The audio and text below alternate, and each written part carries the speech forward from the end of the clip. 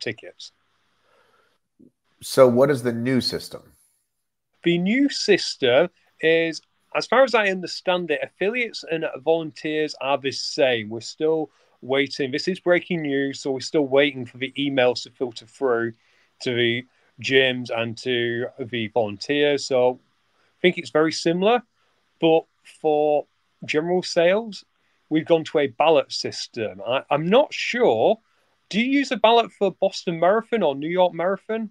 Do you mean a lottery? That's what we call it. A lottery, yeah. We call it a ballot.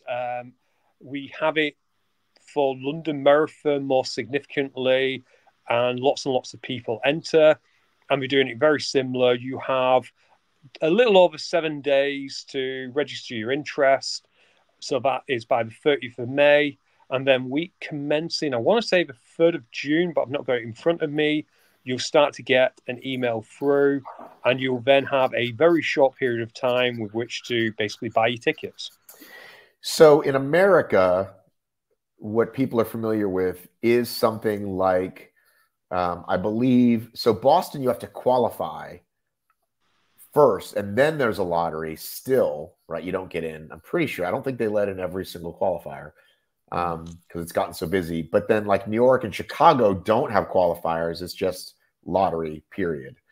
Now, there's some ways that people, so in Atlanta, we have this massive race called the Peachtree Road Race, which is like these like 40,000 runners, but they do still cap it at some point. So I think if you're a member of the Atlanta Track Club, which is their thing, then you automatically get in, and then other people are a draw.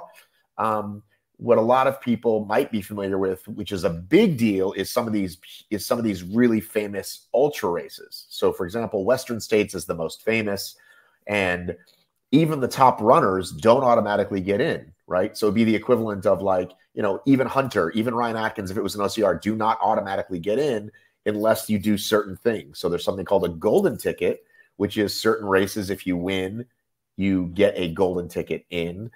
And then it's by a system based on number of times you've done the race, number of times you've tried to be in the lottery and didn't get in. So your chances go in the longer you're in without getting picked. Sometimes you get really lucky. My friend Pete, and even to get in the lottery, you have to complete some sort of 100K or 50 miler just to be in. My friend Pete Coleman got in his first try ever. He got one lottery ticket and he got in. So if he didn't get in, next year he'd have 2 tickets, right? But he did get in. And then next year he got in again, and people watch it live, and it's this huge deal. Yeah, I got in Western States.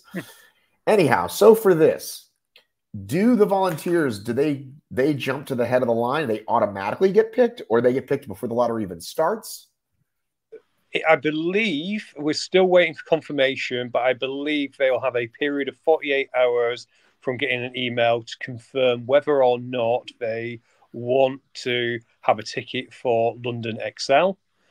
And that will be allocated to them before the lottery even starts, by my calculation, unless they're going to wait a couple of weeks for a volunteer email. But as I expect, it'll be in the next 24 hours or so. So if you're a volunteer, you need to decide whether to chance the lottery or whether to just cash in your chip and get yourself a ticket now.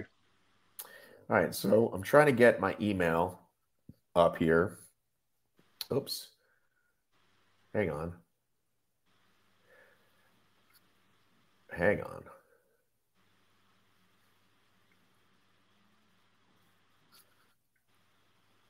Oh, technology.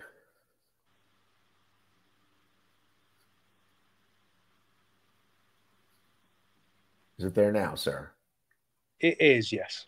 There we go. So we are going to screw down to, I have other questions about this training partner, but let's cover this business first, which is, do we see it now? HYROX announces ballot entry system. Yeah, I can't read it, but hopefully the viewers will be able to see it. Today, the world's fastest growing fitness race. The decision follows a surge in popularity, with the participation levels growing by a staggering 1,000% since 2017. Log into your account, create your Select the HYROX entry you'd like to be in the ballot for. Please note you're only eligible to submit one entry per division. Yep. So you could technically put in singles, doubles, relay for one person, right? It goes more than that. You could go singles open charity, singles pro. I don't think there's a pro charity. And then you could go doubles mix, doubles. Does charity automatically get you in? No, it doesn't, but it does give you another entry if you wanted to. So I'm guessing not as many people will go for a charity place, because I want to say it's a £400 minimum donation raise. So it is relatively expensive if you're paying for this yourself and you do not wish to raise money, which it's a choice. I do believe in people raising money for charity, and if this was your one HYROX, I absolutely do think it's a great way to do it, because you also get additional benefits, but not everyone will go that way. Winners will be selected at random and notified the week commencing June 3rd via email to secure their entry. Be sure to keep the lookout for your emails, as winners will have a limited time to secure their spot. So we can expect, it's actually kind of great free publicity for them. Like a lot of like, I got in, oh, I didn't get in posts that are going to be happening that week. And I see all the different people posting about tickets for sale. And most of the time, my understanding is that people are just like, hey, I just want my money back. Do we know of anybody out there trying to like scalp? Because I think that's coming. I don't know of anyone scalp. I do know of a couple of Facebook groups who are charging money for being the ticket broker. I think at least one is charging £10 a pop. Yeah, so I thought about that. I started a ticket group myself, and I was talking to my friend Dario, who's a coder, and I said, I would love to do this as a way to potentially, be an income stream, but is it possible? And he's like, man, it's so complicated, like an automated system. I don't want to do it where you PayPal me and then like it's a whole thing. So like the only way to do it would be to automate it. Basically like a StubHub or a Ticketmaster. But it's it's a lot of work. So I'm not willing to do that right now, because I think it is an opportunity. Like, hey, we'll guarantee you have a good ticket. To all listening, it's not that hard to see who's legit. Like if you just click their account, you can kind of tell if they're a HYROX athlete or not, or at least an athlete. And if it's just one random picture of a person and their family, whether they're fit or not, they're probably not real. I had people do that and run the ATL, my little race here in Atlanta. Someone just got in the group and said, I've got tickets. They all tend to use the same copy paste language as well. Anyway, buyer beware. But again, we don't have that problem in America yet. So New York sold out, but certainly not the day of like yours did. Canada Toronto took a couple of months to sell out. Anaheim was not a sellout. So we're not quite there yet, but it's definitely coming as these events grow and grow. But I know over there, it's certainly huge news. It is, and it's actually a knock-on effect of the traveling Brits as well. I'm not going to take all the credit for the UK, but what we are seeing is events are selling out in Europe as well. So what you tend to see is people will be unsuccessful in getting a ticket to a UK event.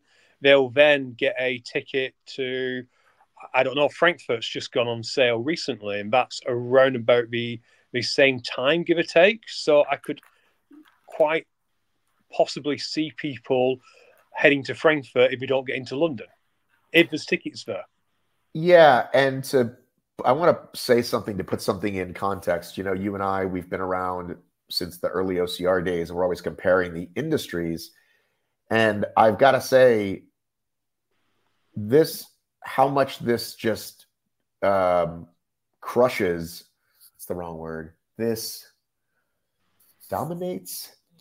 We used to say dwarfs, thank you, really dwarfs OCR in that, yes, we were all, quote unquote, flying everywhere to qualify and to do these races, but it was all within America, right?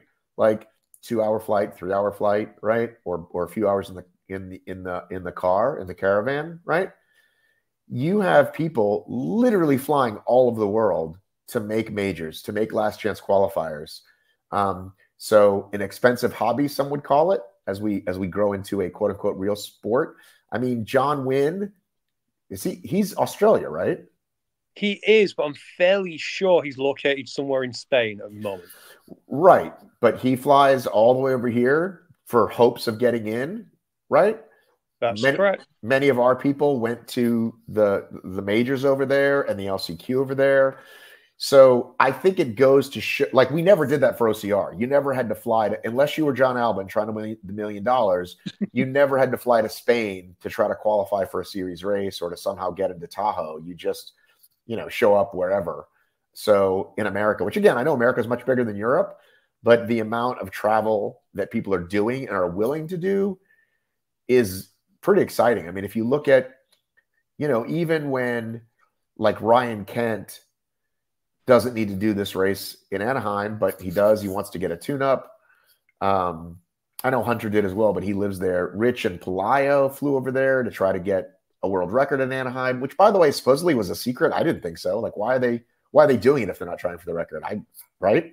So anyhow, it shows the massive, massive growth of HYROX. It does, although counterpoint, I know this is what we weren't talking about. The counterpoint to that is Spartan didn't restrict their pro field to 15 athletes. Yes, but so what would that say then? Good job, HYROX. That clearly is working.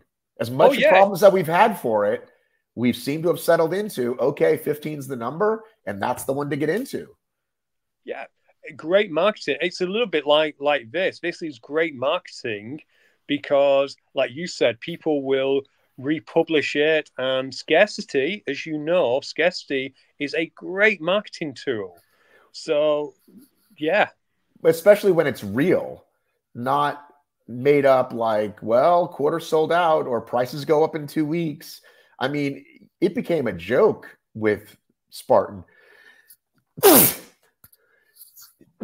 where qualifying for a race was must finish in the top 20 previously at thus, and thus, or must have at least come to this race last year to, have you ever done an ultra? Cool, you qualify for the Ultra World Champs. I mean, that's what Iceland became, right? Iceland and then Sweden.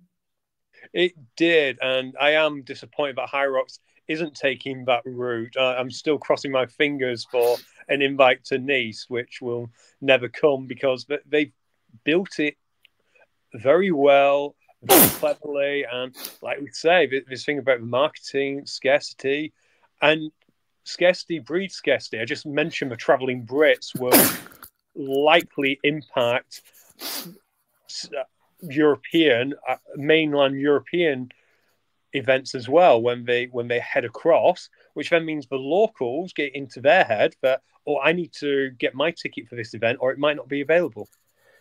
And interesting, we live in a world where, and I've spoken to people in the running industry about this, in the event industry about this, that because we're so used to the just app-based world, what do I want to do this weekend? What do I want to do tonight? There are so many last minute tickets sold for races, for concerts. People don't plan ahead as much as they used to. It used to be, you got your ticket. Hey, I'm going to go see Kiss in 7 months, right? I don't know why I said Kiss, but there you go, right? And now there's a lot of, which makes it harder on race directors if you don't have the Boston Marathon. If you're, a smaller race, you want to buy medals, you want to buy shirts, you want to have the right amount of volunteers, and you're waiting for this deluge of final ticket sales. So the scarcity is real. And then the question becomes, I would love to talk to someone at HYROX about this. Are we moving towards every weekend is a 3-day event? Is it worth the cost for them to book that extra day, right? They've got to come in a day earlier, maybe, you know what I mean? In on Friday, in on Wednesday, out on Monday, right? If Friday, Saturday, Sunday, or you guys have some weird Monday holidays, America does too. Is that what we're heading towards? Always 3-day weekends? Potentially, or the debate goes, do you put on more events in different cities? Do you go from, I don't know the schedule out in front of me, but the equipment that gets shared between the UK and Germany, I don't think it's getting used every weekend, but I don't know the logistics. Do you then look to put on more events and look almost to a 52-week calendar? I mean, we're pretty much there, the 52-week calendar.